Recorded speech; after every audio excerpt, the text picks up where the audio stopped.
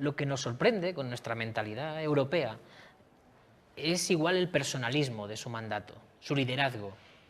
En todos lados está Evo.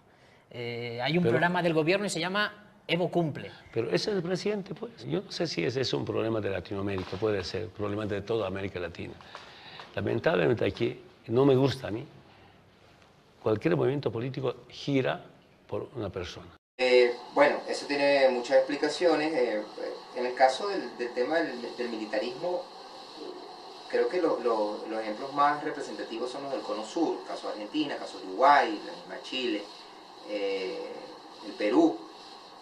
No tocaremos Brasil porque no es de su interés. Pero en líneas generales hay un aspecto fundamental que la gente lo deja de lado. Y es que después de las revoluciones hispanoamericanas, hay que entender que lo que se instauraron fueron repúblicas, y las repúblicas eran repúblicas liberales. El liberalismo antagoniza con un modelo monárquico y por lo tanto promete la solución de los problemas sociales a partir de la implantación del liberalismo. Es decir, fundado en la ética naturalista, el derecho natural del individuo, la libertad del individuo, el Estado como protector de esa libertad individual, pero va a llegar un momento en el cual ese liberalismo va a colapsar y por lo tanto esas nuevas propuestas de gobiernos fuertes, los gobiernos dictatoriales, van a lograr captar apoyo, no vamos a decir popular, pero sí un sector de las élites de estos países suramericanos va a creer conveniente que esas repúblicas que fracasaron, que estuvieron manejadas por civiles, ahora es momento en que sean los militares quienes asuman el control de las mismas. Y de hecho lo podemos ver dentro de los discursos justificadores de los militares cuando dieron los diversos golpes de Estado, ¿no? Donde ellos consideraban que las características de la misma Fuerza Armada, por su orden, por su disciplina, por la forma como se administraba la fuerza, podía llevarse esa forma hacia el ámbito civil y manejar el Estado, gobernar el Estado bajo esos criterios. Bueno, la historia demostró que no es así, que realmente los gobiernos de fuerza, pues, de una u otra manera, además de que limitan las libertades del individuo, que violan los derechos humanos, también fracasan en la administración económica, tienen perversiones desde el punto de vista político, que existe la corrupción. Pero la creencia del fracaso del liberalismo como modelo político para resolver los problemas de la sociedad es lo que va a permitir la entrada de estos sectores militares. Bueno, son muchas. Luego de las dictaduras militares ocurre un fenómeno interesante, que es el ascenso ahora de las corrientes de izquierda. ¿Okay? No en todos los casos, pero sí una mayoría se queda relativa, gobiernos con cierta carga populista, porque sus discursos estaban impregnados por tratar de resolver el problema de la violatoria de los derechos humanos, que fueron realmente muy crueles en las dictaduras del Cono Sur. Y estos gobiernos tipo Perón dieron en el clavo para tratar dentro de su discurso demagogo, tratar de venderse políticamente en sus programas de gobierno y lograr captar adeptos. Eso en definitiva se va a traducir en unas décadas perdidas, porque vamos a tener estados que se van a ir por gobiernos de intromisión del Estado dentro de la planificación económica, que hoy no lo estamos viendo. Fíjense en el caso del Perú, en el caso de Chile, la Chile de Allende termina con un cruento golpe de Estado, una dictadura militar terrible, que al final entiende que hay que dar los pasos hacia la reconversión hacia el liberalismo de nuevo, ¿no? Y en el caso de la Argentina, que ha sido mucho más duro, la dictadura militar termina con gobiernos de una gran carga populista, ¿sí? O sea, una sociedad oprimida termina siendo captada por un discurso, vamos a decir, casi que divinizador, ¿no? Entonces, eso va a cargar a los estados de políticas no sociales, sino de políticas subsidiarias. Entonces, vamos a tener países con una alta con una alta inflación, con una economía muy frágil, porque quizás carecieron de proyectos productivos o de desarrollo productivo a largo plazo, dado que la urgencia era resolver inmediatamente las demandas del pueblo. Y las demandas del pueblo son demandas inmediatas, no son demandas proyectadas. Entonces, esas políticas improductivas, subsidiarias, fueron haciendo estados que a través del tiempo fueron siendo menos eficientes, menos eficaces, con una gran deuda para tratar de financiar esos proyectos subsidiarios. Entonces va a terminar también con una nueva implosión, ahora ya no cuestionando el liberalismo, sino cuestionando la democracia como sistema. ¿Por qué? Porque todos estos sistemas que surgieron después de las dictaduras, unos más temprano, otros más tarde, el caso venezolano fue mucho más temprano, el caso de Chile fue mucho más tarde, van a generar bueno, una vuelta ya, por lo menos en la década de los 90, a una redimensión del Estado.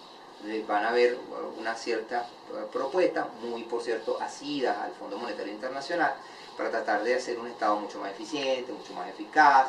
Van a haber voces que van a clamar por la administración, por la reforma total del Estado, caso de la COPE, la Comisión Presidencial para la Reforma del Estado, reforma en el orden jurídico, reforma en el orden social, una deuda pendiente que se gestó durante la dictadura y continuó posterior a ella con los sistemas de las democracias populares y las democracias liberales, que es el tema de la centralización del poder.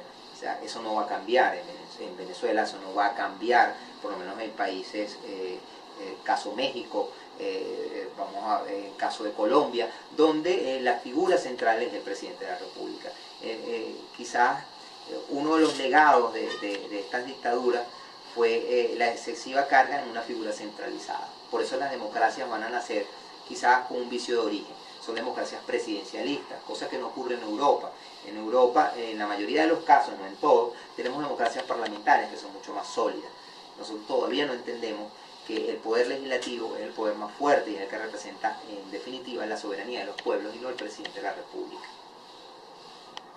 Bueno, por orden cronológico, el caudillismo va a resolver un problema de falta de institucionalidad del Estado. Ellos surgen como agentes de control social, por lo tanto, ante la inexistencia de instituciones, bueno, lo mejor son los caudillos, ¿okay? Y naturalmente surgen esas figuras.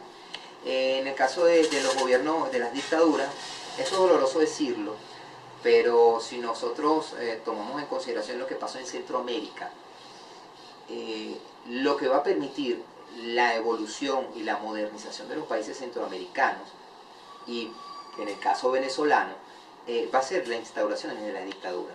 O sea, nosotros teníamos, como decía Leocadio Guzmán, Venezuela era una especie de cuero seco, ¿no? Lo pisaba por un lado y se levantaba por el otro. Era un país muy inestable políticamente, y la dictadura lo que logró fue estabilidad política, y por lo tanto lograr sostener en el tiempo proyectos políticos que no eran posibles cuando habían sucesiones constantes de presidentes, ¿no? Eso va a pasar también en Centroamérica, lo que llamaban las famosas repúblicas bananeras, y también va a pasar en el sur de América.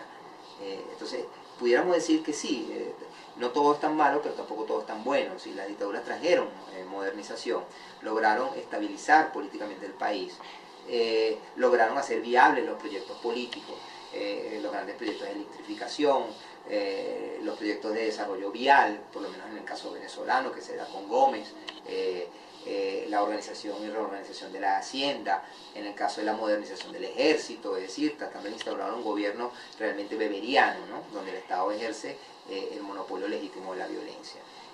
Creo que eso en líneas generales es lo que nosotros pudiéramos decir. El populismo se ha utilizado como una herramienta para los gobiernos de turno desde hace varios siglos.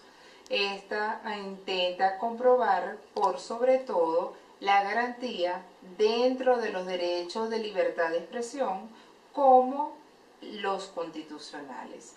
Por lo tanto, el populismo sigue dejando consecuencias negativas que de una u otra manera no logra alcanzar los objetivos que la población requiere para lo referente para el desarrollo pleno, como más adelante conversaremos qué es la democracia plena.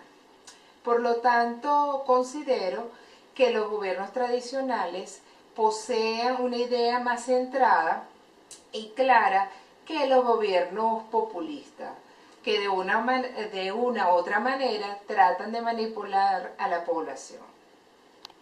El concepto de democracia se ha confundido en los últimos años. Decir que hay una democracia plena es decir que no tenemos una libertad de expresión plena.